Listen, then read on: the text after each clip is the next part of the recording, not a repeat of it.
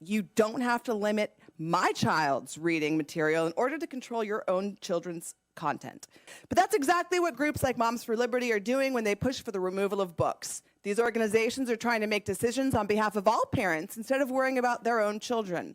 These parents consider themselves the moral authority on what is and isn't appropriate for my child, in spite of the fact that they aren't experts. Who are the experts that decide what is age appropriate for our children? Those experts are psychologists, teachers, educators, and developmental experts, not opinionated parents. Because we all know what they say about opinions. When did we stop trusting experts in their fields? Good evening, Board. Alexis Spiegelman, Moms for Liberty. I'd like to say I think the majority of the country stopped following the experts last year.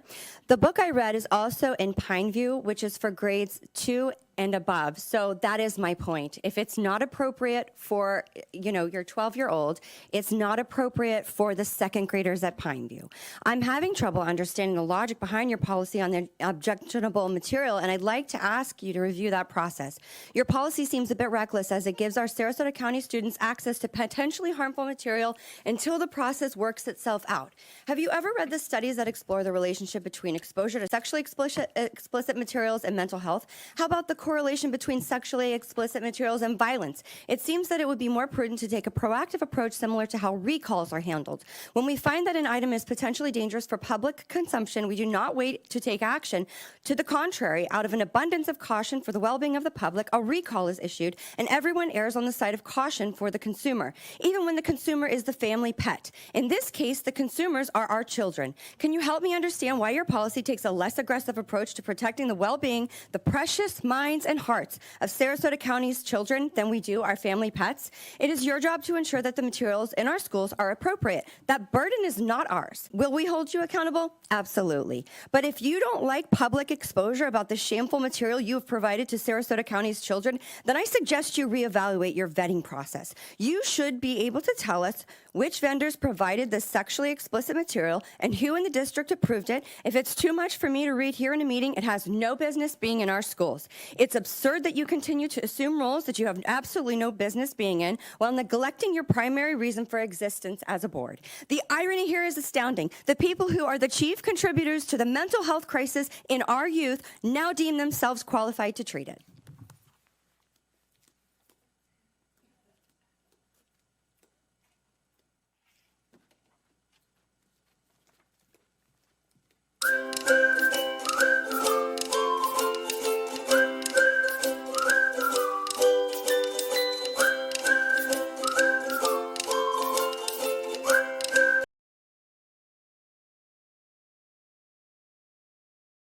This is how you access books outside of our public school system.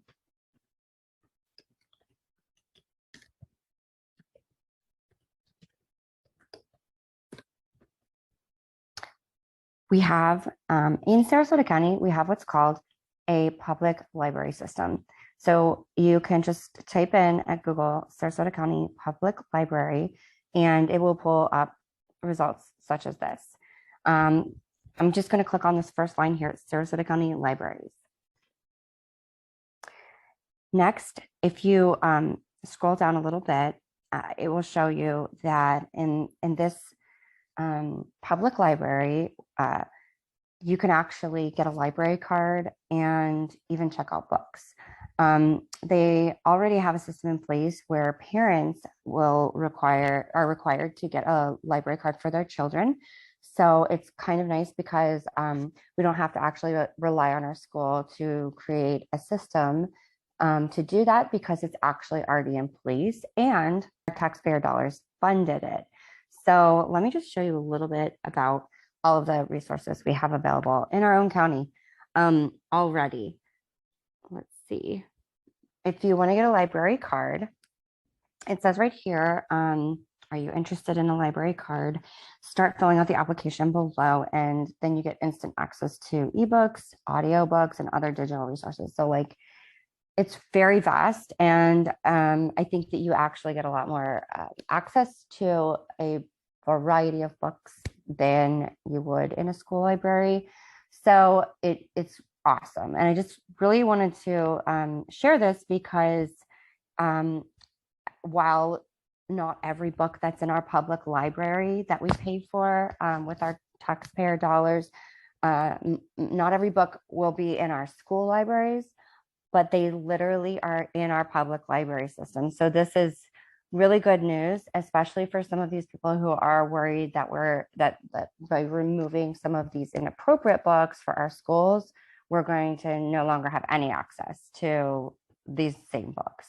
But the good news is you can go right to our public library system in Sarasota County and get these books. You can actually even log in and get digital access to these books.